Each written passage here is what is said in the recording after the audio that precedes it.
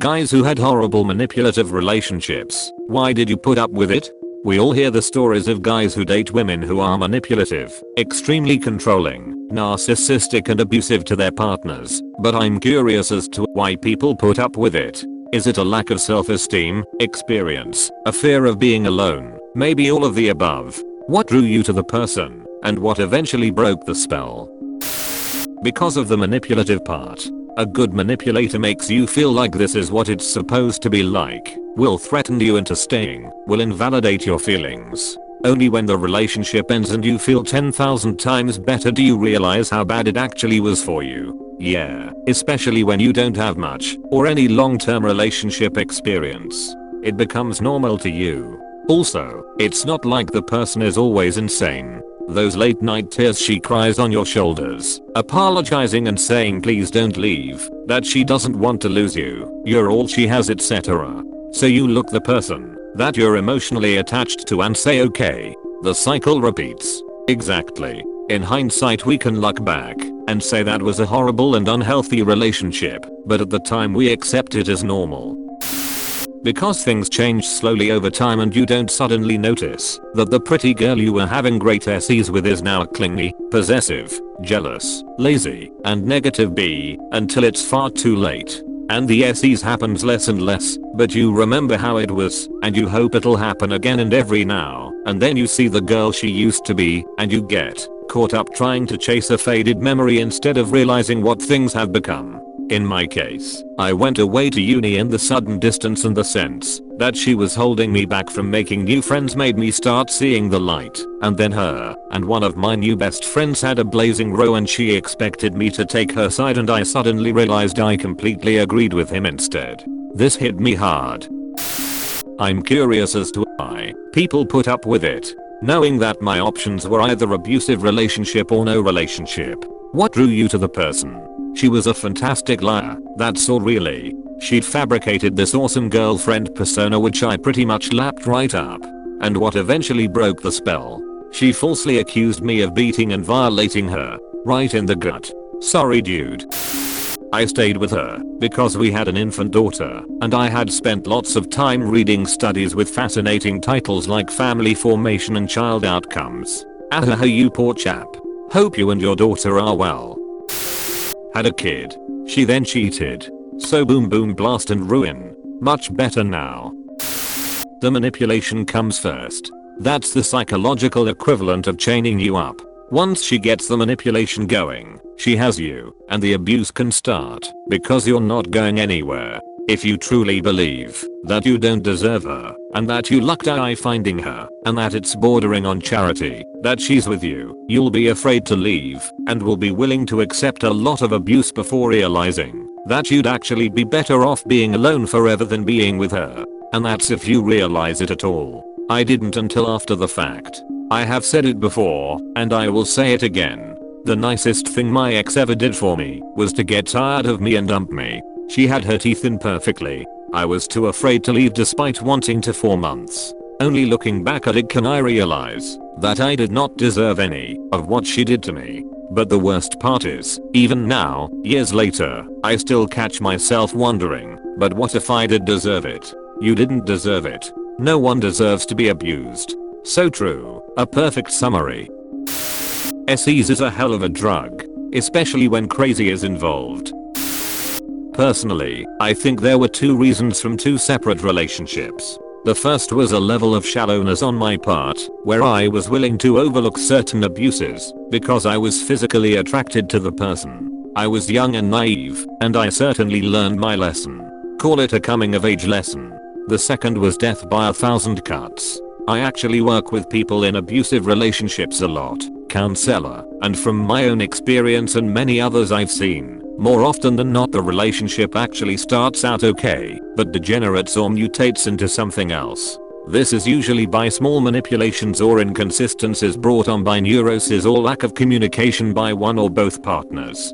For me personally, we both lacked communication skills, but I feel that I got the worst of the abuse, emotional. I think the most important thing to understand is that people rarely actively seek to hurt others from the beginning. nor is it usually out of malice, but generally out of something they themselves are holding on to, resentment, guilt, depression, etc. I think that's what codependency is, right? You need her because you don't believe you deserve love unless you constantly earn it by giving and giving.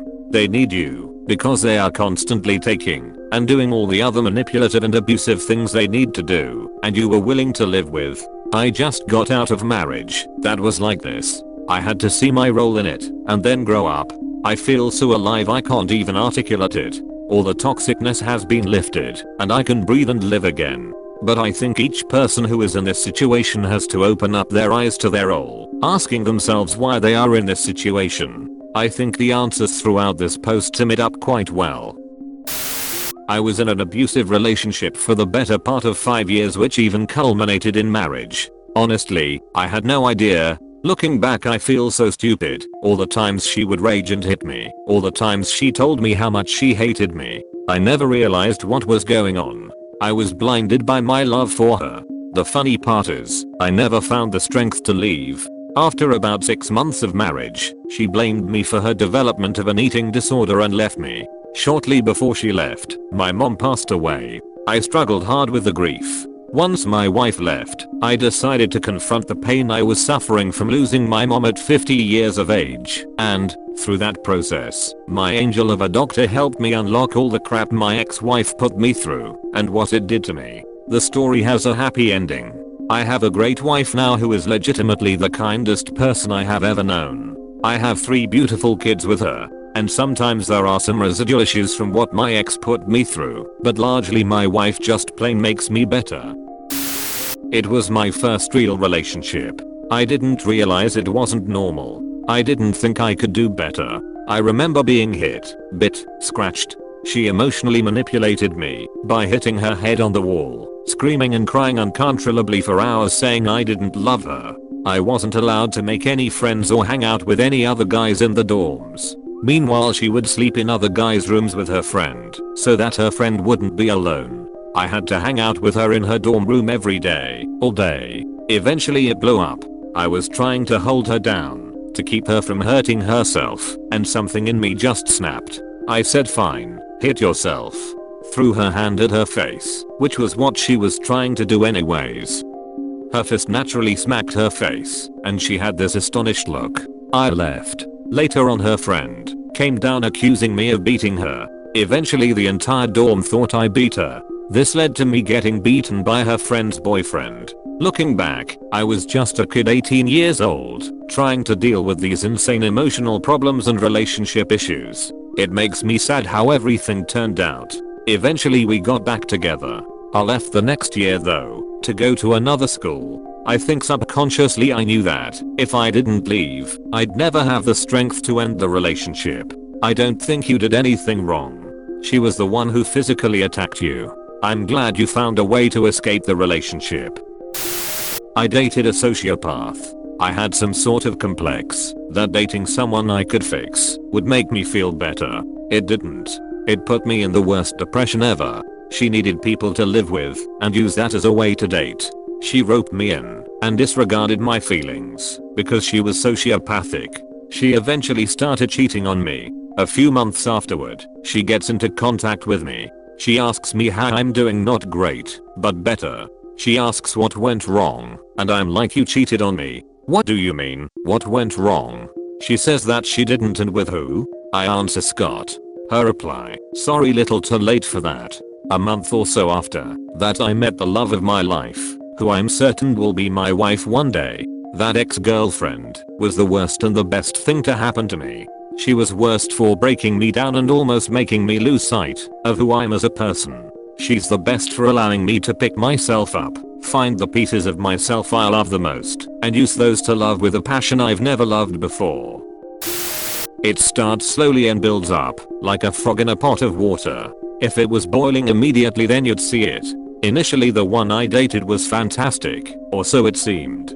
She was beautiful, smart, educated, fun, exciting, going places and acted like a savage. It turned out that she had self-esteem issues, narcissism issues, and undiagnosed depression. She told me that she was horrified that I would leave her and or cheat on her because it happened before. This was an important one that sets up the rest of the scam. She's guilt tripping you into staying longer than you should with this and guaranteeing that she can crap on you and you'll be a knight in shining armor making the world right and coming to the ducking rescue every damn time. You aren't gonna be like those other holes. When she was up, she was a caring, loving, fun, compassionate and passionate partner. When she'd slide the other way, I was a bad guy, walking on eggshells for any perceived slight or action, not matter how small or even if they were purely in her mind. A case was always built around what a piece of crap I'd been. I was only 20 at the time and didn't have the wisdom or experience to see through the crap. I was accused of trying to duck her friends, being with other girls, if I wasn't immediately reachable. What was I hiding? Where had I been? She'd even show up at my work to check on me under the guise of missing me. If I was too nice to a female customer at my job, I'd be accused of trying to duck her. I was accused of almost every kind of deplorable behavior. When you are in the mix, you try to find the problem and fix it to make things right like they are. When things are going great, you try to prove you aren't a piece of crap. You look for that light at the end of the tunnel, back to the good places you've seen exist. How'd I break the spell? After a while, the down times were more frequent and the light at the end of the tunnel got further away. You start thinking about things more and more, and, based on all the evidence, you've been character assassinated by the person you love. You smell that you're getting ducked over. You try to confront things head on because you are a capable adult and you can fix things. Good things are worth fixing. Finally, enough is enough and the benefits aren't worth the bullcrap. You make the call and her fear of her leaving becomes true. It was a self-fulfilling prophecy. Now you are the piece of crap you promised you'd never be. The only difference is surprisingly not that you know it's bullcrap, but that you no longer care. You've had enough. Postscript. I'm glad she came along. It was a great learning experience. My bullcrap meter is far lower, and I can smell it from much farther away. I think there are several reasons. People are manipulative and abusive for a reason. Many abusers have psychological disorders, such as narcissistic personality disorder and similar disorders. For those that lack empathy, manipulation is often a strategy to function among those they don't understand. If they are intelligent, as many of the more successful ones are, they hone their manipulation skills in order to fit in, oftentimes not realizing that this is not what everyone does and feels. It is common that these people start relationships impersonating the other's ideal partner and gradually start shifting the balance of the relationship. So slowly it is hard to notice. If you put a frog in boiling water, it will jump out. If you slowly heat the water he is already in, he will stay and die. B. Abuse victims often seem to be drawn to abusive patterns they know from their childhood. This doesn't have to be obvious abuse. A very controlling mother can be sufficient to be drawn to controlling people. If one of the parents has a psychological disorder, it is not unusual for the child to be drawn to that behavior. Our brain is not only looking for happiness, it is a very efficient organ that likes to perpetuate already known patterns. This is basically what psychotherapy does, pointing out these patterns and working against the affinity to them. So even if a person is not happy, this might not be obvious to said person because everything seems like it is supposed to. Other contributing factors can be psychological issues like a high level of dependency, low self-esteem and issues like depression, etc. C. Specifically for men in the Reddit age bracket, let's just say sub 40, I think the feminism out mother's generation is a huge factor, not only in our education, but also in the resulting media products. In my home country Germany, this is even increased by the vast majority teachers and educators being female. So if you are constantly being told that women write more often than men and deserve better treatment, and the world would basically a better place if it just were run by women, you are far more willing to accept an abusive female in your life, especially if she used these routes to rationalize her behavior. Source: studied social psychology, been in an emotionally abusive relationship with a woman that turned out to have narcissistic personality disorder for several years. Thanks for watching. Don't forget to subscribe.